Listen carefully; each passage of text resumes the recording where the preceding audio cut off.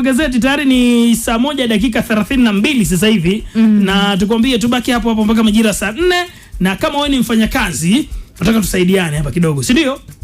Ndio kabisa. Kuna habari natuhusu hapa ambapo mtendaji mkuu wa wakala wa usalama na afya mahali pa kazi OSHA, sawa? Ndiyo. Na huyu si mwingine, namzungumzia Khadija Mwenda.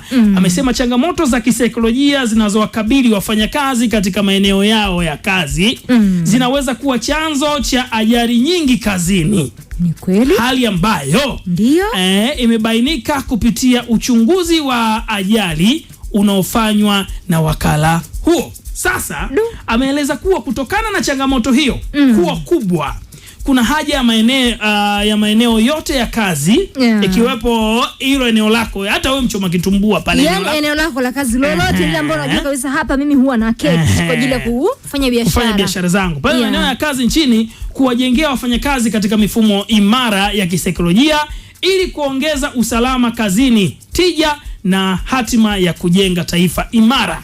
Sasa ametoa kauli hiyo wakati akiwakaribisha wakazi wa nyanda za juu kusini katika maeneo katika maonyesho ya usalama na afya mahali pa kazi yanayoendelea katika viwanja vya shule msingi Mji Mwema mkoani Njombe. Sio unafika kazini kama umefika kanalilika dogo kama eneo la chemba tu ambao unakaa kwa muda.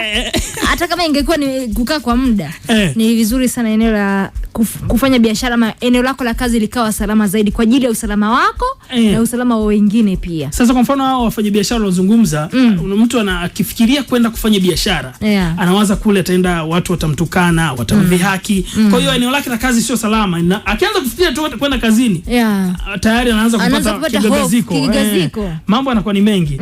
Labda tumsikilize Bi Khadija Mwenda hapa akitujuza kwa undani zaidi kuhusiana na haya. Mwaka tunavyoadhimisha kunakuwa na ujumbe maalum. Mwaka huu ujumbe unasema mazingira bora ya kazi kisaikolojia ni njia ya kuimarisha ustawi wa wafanyakazi na kujenga taasisi imara.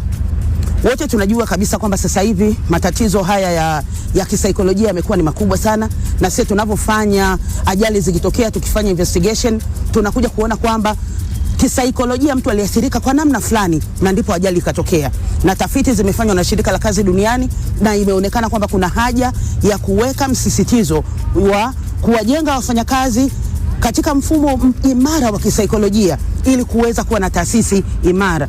Tunaposema taasisi imara ni nini? Ni taasisi ambayo imepunguza magonjwa, imepunguza ajali, haina vifo ama kuondoa kabisa.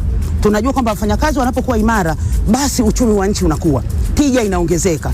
Kwa hiyo ili kuweza kujenga uchumi wa dunia, wenzetu wamekuja na hiyo. Japo tulikuwa tunaiangalia, lakini sasa imekuwa ni sehemu ambayo nchi zinatakiwa kuweka mifumo ya kuwalinda wafanyakazi kisaikolojia ili kujenga taasisi imara, nchi imara, taifa imara, lakini kuwa na dunia ambayo ina uchumi unayokuwa.